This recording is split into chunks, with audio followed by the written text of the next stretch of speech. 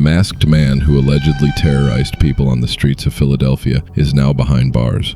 But if you're looking at the arrest photo, you may notice something strange. His face is blurred. But why? That doesn't mean authorities don't know what he looks like. The U.S. Marshals released the blurred arrest image as part of their protocol for that particular photograph. Hughes had already been publicly identified by Philadelphia authorities, and an unblurred photograph of him had previously been released. You may remember the disturbing footage of 22-year-old Zymire Hughes allegedly wearing a Chucky-style Halloween mask while approaching and frightening people during the early morning hours in Center City, Philadelphia. But this time, we're not going back through everything that happened on those Philadelphia streets. If you've been following, we've already covered that. This is what happened next. On August 18th, investigators say Hughes was seen leaving his Philadelphia apartment carrying packed bags. Then, on August 19th, he left the Philadelphia area. But he didn't simply disappear. According to investigators, Hughes traveled to Trenton Mercer Airport in New Jersey, where he boarded a flight to Orlando, Florida.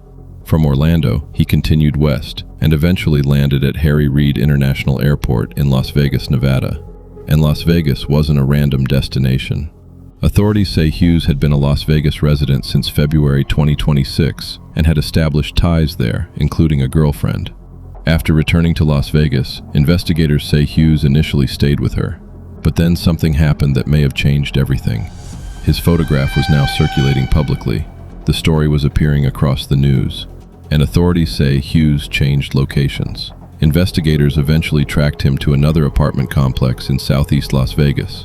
According to the U.S. Marshals, Hughes had been staying there for approximately 5 days, essentially keeping a low profile while investigators worked to locate him. Then came Tuesday night, August 25th, 2026. Around 8 p.m., members of the U.S. Marshals Service and the Nevada Violent Offender Fugitive Task Force converged on an apartment complex in southeast Las Vegas on the 6500 block of Boulder Highway. And there he was. Zymire Hughes had been found. Authorities say Hughes came out and was taken into custody, but the arrest wasn't completely over. According to the U.S. Marshals, Hughes attempted to pull away from his handcuffs and had to be subdued by deputy marshals.